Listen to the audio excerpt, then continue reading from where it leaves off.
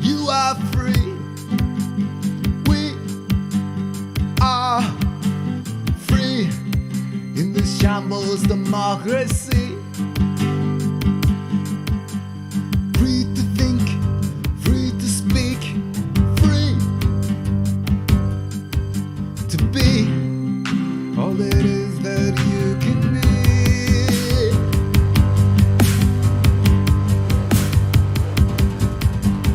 Holding back a shout, no, I know this is where I stay. Holding back a shout, no, I know this is where I stay. With you here today. Only get one moment take that chance, one moment to go for gold.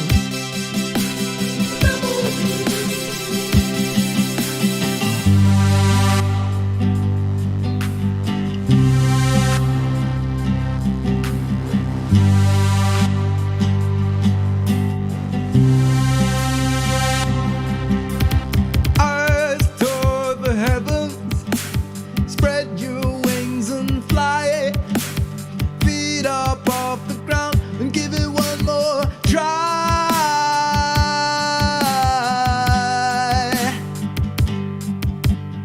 Eyes toward the heavens, spread your wings and fly. Feet up off the ground, give it one more try.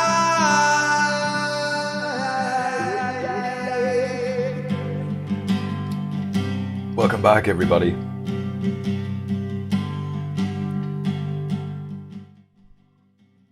To the Irish Furian. I am the Irish Furian. And, okay, this one will be about a bit more of exploring of Celtic mythology. I hope my audio is okay. I hope everything's lined up and it's not echoing. So where will I put this? I think this is the best place for... Where is the best place for this? I don't want my beard to scratch on it either. So, about there maybe. So, hopefully everything's okay. This is just, again, another bit of an exploration of one of those exploring series. I need to just switch over here. And I need to sort out my window capture. So bear with me for a second. I should have done this before I came on. Yeah, there we go. Okay, so you're seeing that now. All right, so we'll just take another look at one of these. Go here. And what are we going to look at? So I saved off a few on a playlist on my other channel.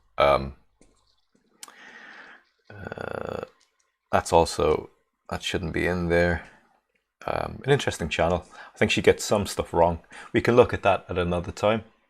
Why is that saved in there? I don't know. Anyway, we might look at that stuff. That's male female stuff from I kind of like looking at other channels to see what they're saying. I think she gets some things right and she gets some things wrong. But that's going to be normal for everybody except myself. So yeah, we didn't look at this one. Okay, so this is an interesting one, and bear in mind that I will be breaking up the video, pausing it by. Let me just pause it here. How compelling is your writing?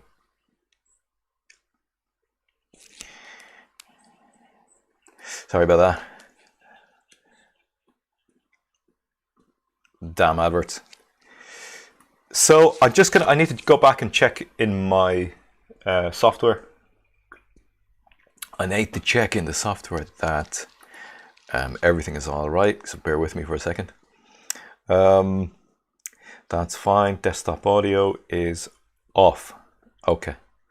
Cool. Okay, so I have the desktop audio on for this scene in OBS. And so we'll just look through. We'll listen to this video for a bit. It's let me just check here. It is 8 minutes, 8.5 minutes, 9 minutes long. So I'll break it up with talking just so as to avoid any kind of copyright issues. And after this video, then what I'll do is I'm going to show you a light, some full spectrum lighting that is good for growing your plants when you don't get enough sunlight, or by the window, or inside in the grow closet. And this is about food plants, okay? Not anything else. All right, so let's look at this video. And wisdom. Hope, are you hearing that okay? Odin from Norse mythology and Zeus from Greek mythology are two of the most well-known kings of gods. But there have been dozens of them throughout history, including the Dagda. Known as the Great Father and Lord of Great Knowledge, the Dagda is one of the most important deities in Irish mythology, although much like many other things related to Celtic mythology, we don't have a great deal of info about him. So the Dagda is like the All-Father. You know, it's like in Norse mythology, with, I think it's Odin, who is the All-Father. And this, I think, can be traced back from all the different Caucasian peoples in Northern Europe to the Indo-Europeans. I think it's the Indo-Europeans anyway. A good source for that would be Survive the Jive, who is a YouTuber as well, who talks a lot about this stuff. But we'll just listen a bit more to it now. This video will discuss the Dagda, as well as his most well-known artifact, the Dagda's harp. The Dagda is a member of the Tuatha Dé Danann, the ancient pantheon of gods of Ireland. He was a massive man, powerful and wise, capable of both giving life and taking it away. Okay, so listen to the symbolism that's in there. A massive man. This is why in the current era, you know that your political leaders are subversions. They are inversions of reality, because leaders of men are not small little leprechauns who talk with high-pitched voices. And I'm not talking about Annie Higgins in particular. Or maybe I am. So you understand that leaders of men are usually very tall, intelligent and wise, obviously with age more so. And that they have the possibility of being great warriors. They would lead bands of men in physical aggression towards external tribes in the past. So this is what we have adapted. I won't use the word evolved, but I will use the word, this is what humanity has adapted to in past times. That you know that in current times that you have supplanted leaders when they are not on the male social sexual hierarchy. So the Dagda is the embodiment of the opposite of that. The Dagda is the embodiment of natural law, of God's law. Okay, let's go. He also had control over the weather and the seasons, and was associated with fertility, masculinity, and magic. While some depictions of the Dagda paint him as a crude and oafish figure, these were likely later additions, and he was originally greatly respected. His title of All-Father is not due to being the literal father of the pantheon, but more to his role of father figure and protector of the tribe. He wasn't the first king of the Tuatha Dé Danann, but he did hold the longest reign of any of their kings. I love this series. I absolutely love it. This guy really has done his homework. He knows the lore. He knows the timeline of the lore. It's just fantastic. The Dagda was in the possession of a few uniquely powerful artifacts. One of these was a massive club, so large that it normally required a... That's a fantastic painting.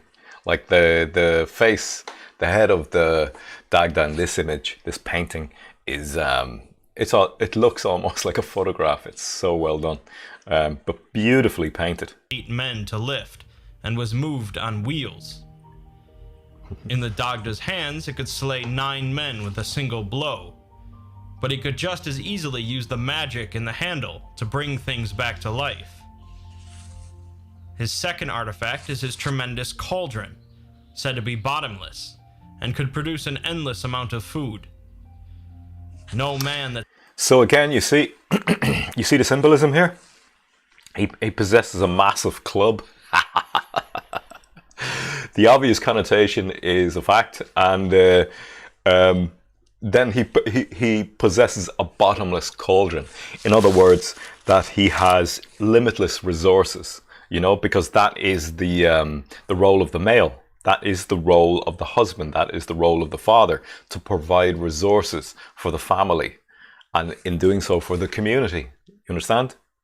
Without the abstraction of modern living, office work and all of this kind of thing, where both genders are now incentivized to work in cubicles and document sorting and archiving and all this, which anybody with fingers and a brain can do.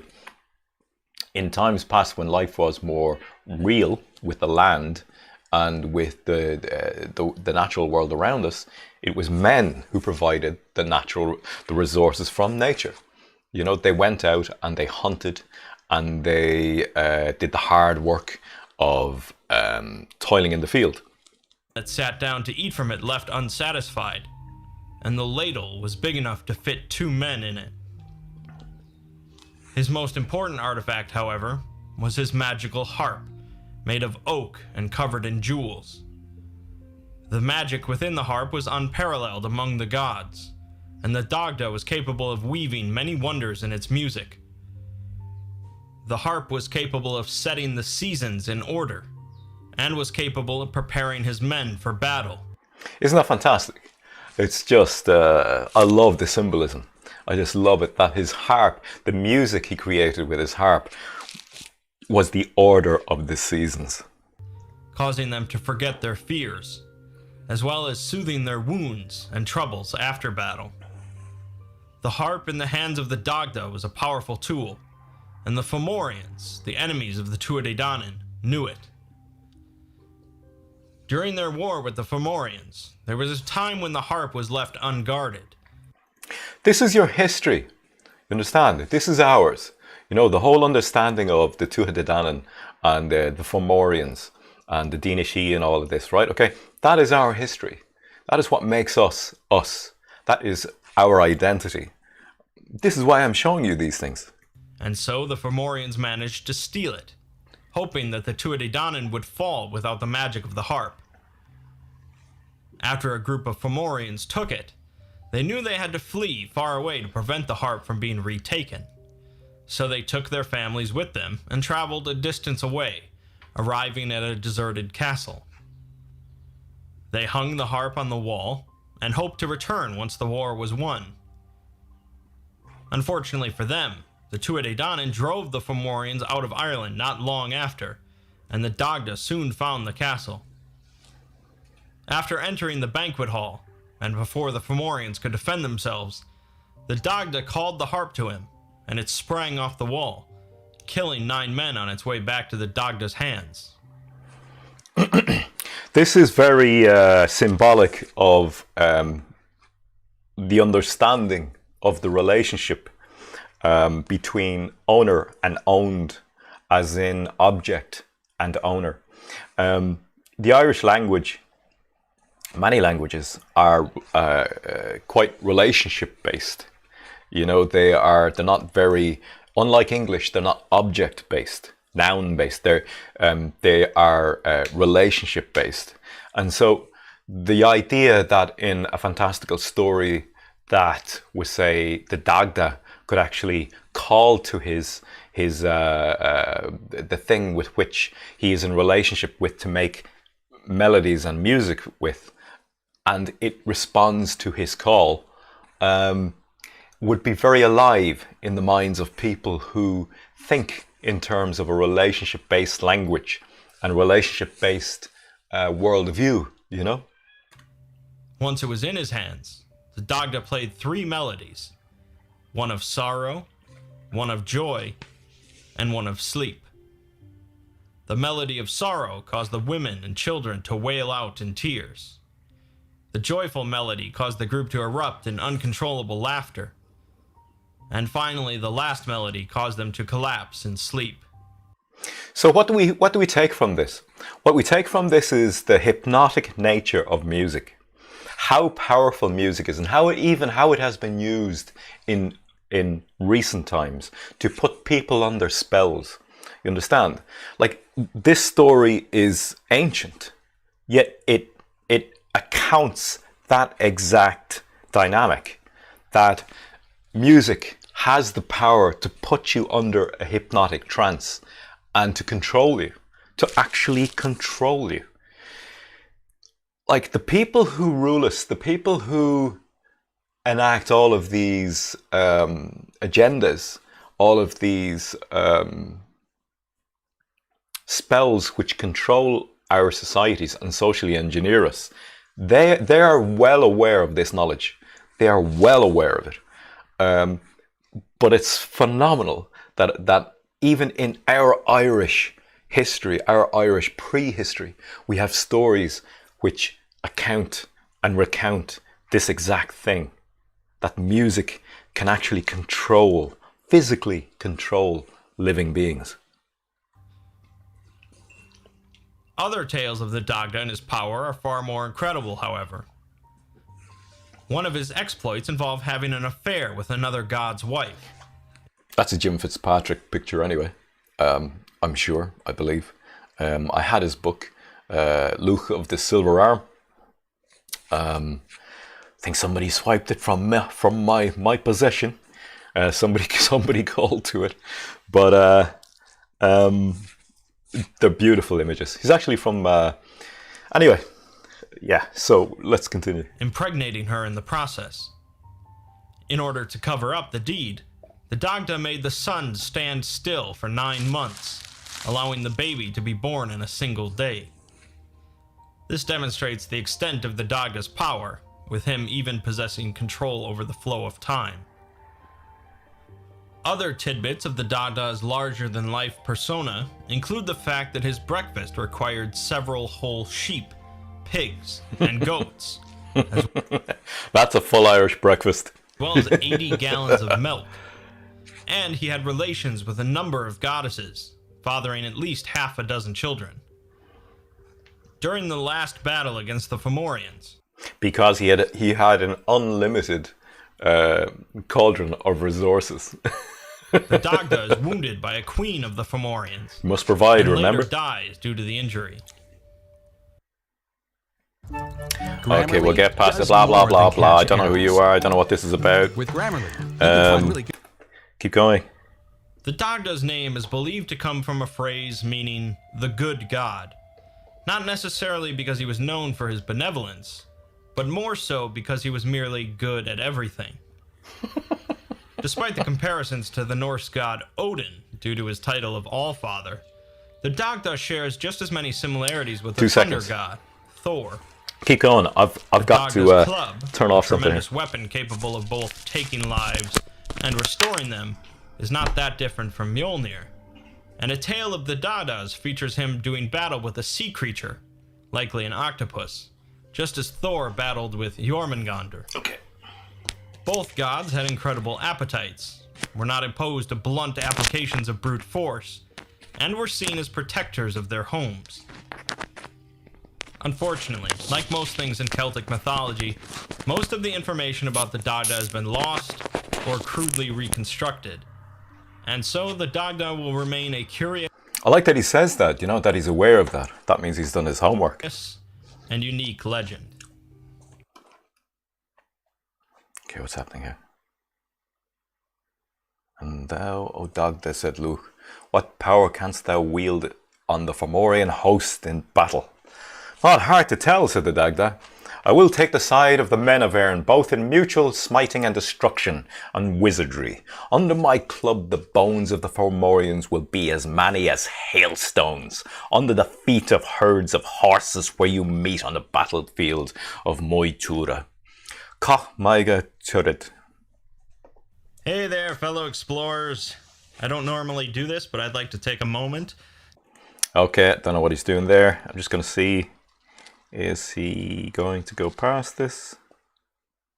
Okay, he doesn't. Okay, so I think that's the end of that series, or that story about the Dagda. which I really like. When I was looking for a title to this channel, or the original channel, the Irish Furian channel, that was one of the ones I was going to go with, Andagda. But I chose the Irish Furian. Anyway, so here's the thing, right? Okay, let me see. I shall now return. Okay. All right, hopefully this is still going live. Oh, 0 dropped frames. Jeez, we're doing okay. So, all right, so here's the thing, right? This is a full spectrum light. Okay. Now, all you electricians out there or whatever, don't judge me on the soldering.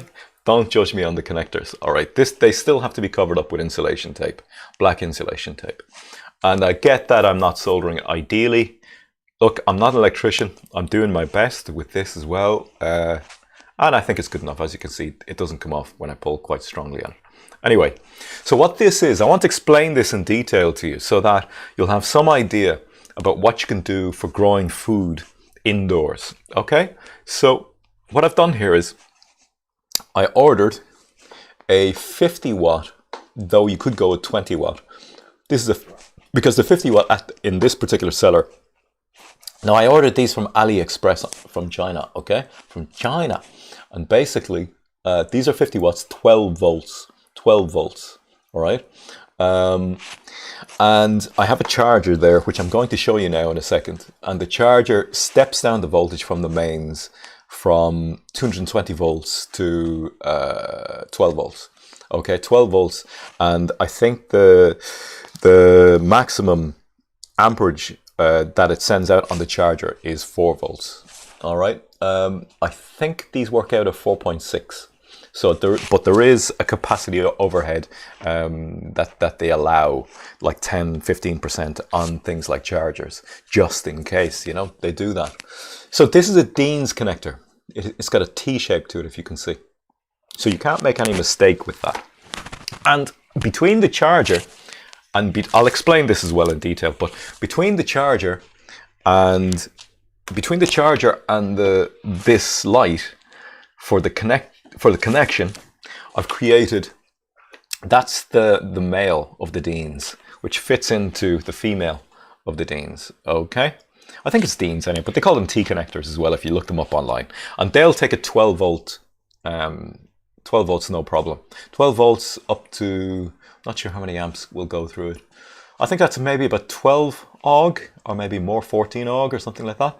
Anyway, you look for that, and thick enough like that. So I soldered that onto what is basically a lamp switch. So I cut this off a lamp. And on the other end, I ordered maybe about 10 of these. These go out to a 2.1, I think it's 2.1 jack. And the 2.1 jack is the other end of this is the 12 volt end of the charger. So you can see it's one of those. It's a 2.1 jack, and these screw in the wires for, I think there was 3 wires originally with the lamp, but I ignored one and I just took the 2, the ground, the neutral, and the power. So in order to find that out, I first soldered on my 12 volts, plugged it into a 12 volt battery, and I sent the power out, and I used my multimeter to find out which is the positive and which is the ground. All right, so you screw them in like that. Okay, these can be covered up. You can use heat shrink on this to hold it tight. You can do the same with this. I'll put oh shit, what happened there? Hang on a second. All right, yeah. So basically, I hit the key there, but you put black insulation tape over those, and that'll stop any kind of connection with your fingers. Guys, you can't really be electrocuted with 12 volts badly. All right, so 12 volts is, you'll get a sting from it, but it won't do anything like stop your heart or interfere with your brain or anything like that. All right, you really need about 30 volts and above for that to happen. Okay, so I'll go back now. So that's the little connector. That's the connector that I made to go between the charger and the light. Now I'll speak a bit more about the light. The light is, as I said, 12 volts, 50 watts. They burn really hot, okay? It was so hot, in fact, that it melted the resin, the dried resin inside the knot of a piece of wood like this that I had it first attached to, screwed onto. And there was smoke coming up from it. And the smoke was the burning resin, it wasn't the light. So there's a sheet of metal behind the light, which is a heat sink. But it's not enough. So what you've got to do is, I bought these little aluminium heat sinks, and I put it to the back of, let me see if I can line that up. I put the heatsink to the back of the light. And that's got stickiness on it that sticks to the back of that. And it doesn't matter how hot it gets, it'll still adhere to the back of the light. The fan is 40 by 40 millimeters. Is it 40 by 40 millimeters? Yeah. And the fan is, if I can just, yeah, you can see in there. They're little computer fans. It's like the fan, I replaced the fan inside my electric bike charger, 4-amp charger, and it was basically the exact same fan, okay? They're run by 12 volts, so basically what I did was, I took the power out of the fan and around to and up into the same connectors for the power that goes to the light, all right? So this charger will basically run the light, and it'll also run the fan, which cools the light. And you face the fan away, so the air is blowing this direction. I did experiment with having the light blow, not like the wind blow from the fan onto it. And see, look, there's a gap between the heatsink and the fan, because there's plastic. It doesn't get that hot because of the fan anymore. That used to get burning, right? But the heatsink dissipates the heat anyway, but the fan then draws the heat, the hot air, out from it and away, and away. Okay, so what I'm going to do now is I'm going to hook them up, and I'll power it up so that you can see it. First off, and I use these long screws. I think they're M3 by 50. M3s by 50 millimeters. M3s is the diameter of the screw itself. Okay, and basically I'm using them like standoffs to actually. You have to kind of like just gauge it all and set it up so you have the correct amount of distance between the different parts, right? So that the heat gets dissipated accurately for each element. Now, here is the 12 volt 4-amp charger. Now, I am going to get a 12 volt 15-amp charger. There's the plug that goes straight into your mains, okay? Now, what I eventually want to do is be able to power this light off of 24 volt lithium iron phosphate batteries, okay? So I'll have a step down, or else I'll actually have the batteries. So each lithium iron phosphate batteries come in I think it's 1.2 or 1.3 volt cells. And you need, or else maybe it's 3.2 volt cells. And you can get them in like 90 amp hour, 100 amp hour, 240 amp hour, that kind of thing. But obviously you pay a lot more money each time the amp hour goes up. But you see, if each cell is 3.2, so 3.2 plus 3.2 is 6.4, and then another 2, and then you're up to 12 volts and above, okay? To double that again, so say 8 cells, you're up to 24 volts, and that's the system I basically want to be running eventually, is a 24 volt system. So you can power this stuff off of that eventually. So using a wind turbine or using solar panels, you can charge up those batteries. Once the batteries are charged, you can actually then use them to power devices like lights for growing your food. All right, but for now, I'm going to show you how to use a mains. All right, so the mains is, let's see, you can see it on the back of it there, what it says. All right, so that's it there. 12 volt, 4 amps. If you were to use 2 of those lights in parallel, you would use 12 volts and it would be drawing 8 to 9 amps, which is why I want to get the 15 amp charger. You see where I'm going with this? So I'm going to plug this in now. Hopefully I can plug this in. Let me just remove one plug out of one socket, which was my bike battery charger. I plug in the charger. That's on. And so what I'll do first is actually connect the cable, the cable in the middle that has the switch on it, and I'll just plug that in. Let's see. Okay, so that's in like that. See? All right. Now what I'll do is I will plug in. You can see it all there. I will now plug in the charger. That's the charger from the mains that I just showed you, and I'm connecting it now via this. All right. So when you're plugging this in, always grab it from the side here. Don't grab it where the two wires are. That needs to be covered anyway, but insulated, as they say. So now I will show you how bright this gets. You see?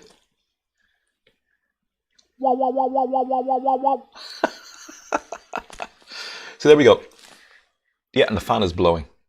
I'll try and get, where's the mic? Give you a listen through the it's freaky, isn't it? The light, like, it's full spectrum. So it's basically all the nutrients of daylight. Use that as the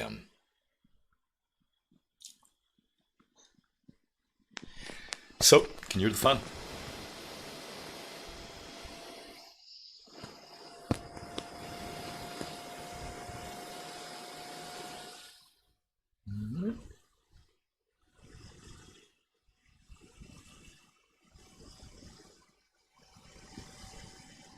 Don't know if you can hear that. All right, we got a few trolls in. We got one troll in. So that's basically that. All right. And this is very bright. It's too bright, in fact. I mean, I could have done with that. It's getting very warm now. I can feel the heat from that. It's quite warm. And so basically there's a hook at the back. See the hook? The hook will go on, so I have shelves. And the shelf comes out like that, and I'll put a hook under the I wonder if I block you, Leroy's Instagram, will you come back just like the end did? So basically the hook comes out the end of the shelf, and this will hang down, and actually the shelf comes over like this. There'll be a hook. This will go onto the back of that. I'll fix it out, figure it out some way, and basically this will hang, shining the light onto the growing plants on the shelf underneath. All right. And that is that. And that's all I wanted to show you, because I want you to understand that you can do this too. That it's not just me that has the skills. I'm not an electrician. I never learned any of this stuff. I thought myself as I went along over the past few years, and that it is possible to actually take on these little projects yourself. You can't hurt yourself with 12 volts. You can sting yourself. You get a sting from it. But you're gonna. I've never been stung by 12 volts. I've never made contact with any of these things. So that's never been an issue. So that's all I wanted to show you, and we'll talk again in the future about this stuff. That light is very nutritious for plants, for growing vegetables indoors. You know, it's very good for growing, we'll say, carrots, potatoes, cabbage, lettuce, this kind of stuff. Even on your windowsill, when we say you have overly cloudy days, you just turn on the switch for a few hours, or put it on a timer, get a timer switch, and turn it on for a few hours, and then off again. And your plant gets the nutrition. It needs a lot of good full spectrum, is what that light is called. Full spectrum lighting. It needs full spectrum lighting for a good couple of hours a day in order to get the nutrition, as well as the nutrition that it brings up from the roots in the soil. It also needs nutrition from the light coming from the sun. And we can provide that, we'll say, artificially with full spectrum lighting like that. Okay, so that's it from me. I wish you well. Have a great Sunday, and talk again.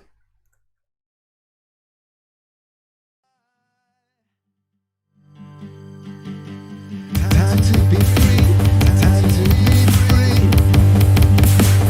Time to fly. Free. Fly free. Flying so free. Flying so free. Free to touch the sky.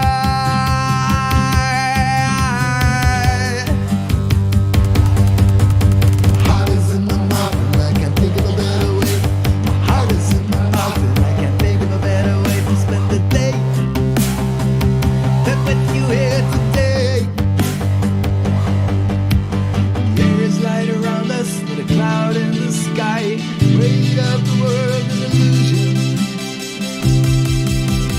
memory.